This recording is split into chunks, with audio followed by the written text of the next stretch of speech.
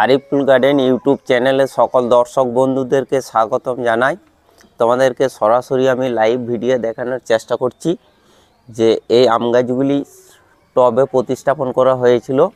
এই যে আম গাছগুলি টবের মধ্যে প্রতিস্থাপন করা হয়েছিল, কিভাবে বা কোন খাবার দিয়ে আমি গাছগুলো লাগিয়েছিলাম সেই সম্পর্কে সমস্ত কিছু তথ্য ও বিষয় এই চ্যানেলে ভিডিওতে দেয়া আছে, আপনারা ভিডিওটা দেখে নিতে পারেন। এখন আপনাদেরকে যেটা দেখাতে চলেছি বা বলতে চলেছি, আম গাছগুলি দেখুন মুকুল হয়েছে এবং মুকুলের সাইজটা দেখুন, আমি হাত মেপে দেখিয়ে দিয়েছি কতটা লম্বা মুকুলের সাইজ। এবং গাছটার মধ্যে প্রচুর দেখুন আম মুকুল হয়েছিল এবং আমও হয়ে গেছে, ছোট ছোট কুড়ি মটর দানার মতো হয়ে গেছে। এটি হচ্ছে রেড পালমার আম।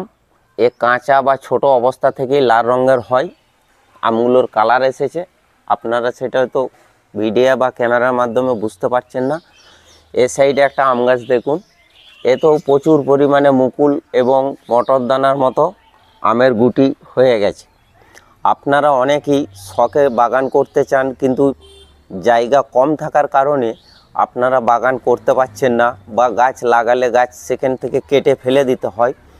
বারে বারে আপনাদেরকে গাছ কেটে না ফেলে দিতে হয়, বা শখ অনুযায়ী যদি বাগান তৈরি করতে চান তাহলে এরকম স্টবের মধ্যে আপনারা গাছ লাগাতে পারেন। এরকম স্টবের মধ্যে যদি লাগান তাহলে আপনি যেখানে চাইবেন, মন চাইবেন, স্টব সহ এবং গাছ সমেত আপনি জায়গাটা চেঞ্জ করতে পারেন।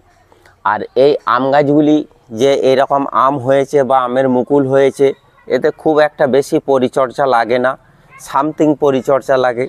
আর সাধারণ মিডিয়া দিয়েই আপনারা গাছ প্রতিস্থাপন করতে পারেন। প্রতিস্থাপন করার পরেও গাছে খুব একটা পরিচর্যা লাগে না। গাছে কোনো রকমে পোকামাকড় আক্রমণ করলে সেই জন্য কিছুটা পোকামাকড়ের জন্য ঔষধ দিতে হয়, তা নাহলে ঔষধ দেওয়ার কোনো প্রয়োজনীয় নাই। আর আমের মুকুল ঝরে না পড়ে যায়, নষ্ট না হয়ে যায়, সেই জন্য 2 থেকে 1 বার ভিটামিন স্প্রে করতে হয়।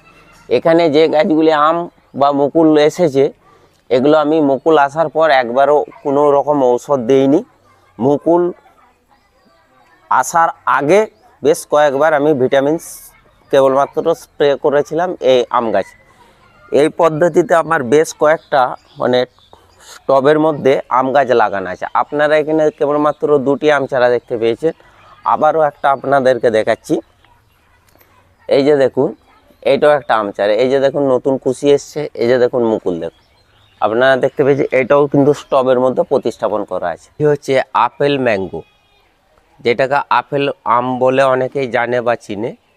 এও বিদেশি আম। দেখেন আপনারা, এটাও কিন্তু স্টবের মধ্যে প্রতিস্থাপন করা আছে। গাছটার মধ্যে প্রচুর পরিমাণে মুকুল আপনারা দেখতে পেয়েছেন, প্রচুর। এটা কিন্তু স্টবে কোনো রকম মাটিতে লাগানো নাই, এবং আপনাদেরকে সেটাও আমি দেখিয়ে দিচ্ছি।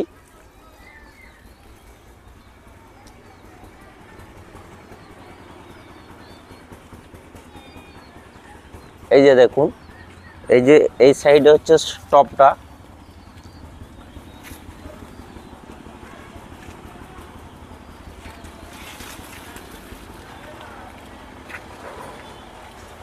প্রকৃতির দুর্যোগের কারণে টব সমেত গাছটা একটু হিলে গেছে, এটা একটু সোজাভাব বেঁধে নিতে হবে। এটা হচ্ছে চেঙ্গমাই। দেখুন আবারও একটা গাছ দেখাচ্ছি, এই যে একটা, এইটাও কিন্তু স্টবের মধ্যে লাগানো আছে। এই যে আপনাদেরকে দেখাচ্ছি, দেখুন এইটাও স্টবের মধ্যে প্রতিস্থাপন করা আছে। দেখতে পেয়েছেন কালো রঙের এই যে স্টবটা। এই আম গাছটি যেটা এই যে মুকুল আছে, এটি হচ্ছে 3 টেস। এটা হচ্ছে 3 টেস, এও বিদেশি আম। এখানে 2টো গাছ আছে, প্রথমে 2টো, ওখানে একটা। এরকম বেশ কয়েকটা আমের চারা আমার লাগানো আছে। আপনাদেরও সেই জন্য বললাম যে আম গাছ লাগাতে গেলে খুব একটা বেশি খাটাখাটালি করতে হবে না, খুব একটা বেশি পরিচর্যাও লাগবে না। আপনার মন পছন্দ অনুযায়ী শখের আম আপনারা লাগাতে পারেন। চাকাপাত, এই যে চাকাপাত আম গাছের মুকুল, এটা হচ্ছে চাকাপাত, যেগুলো বিদেশি আম বলা হয়। শেষ অবধি ভিডিওটা দেখার জন্য আপনাদেরকে অনেক অনেক ধন্যবাদ জানাই। আপনারা ভালো থাকুন এবং সুস্থ থাকুন।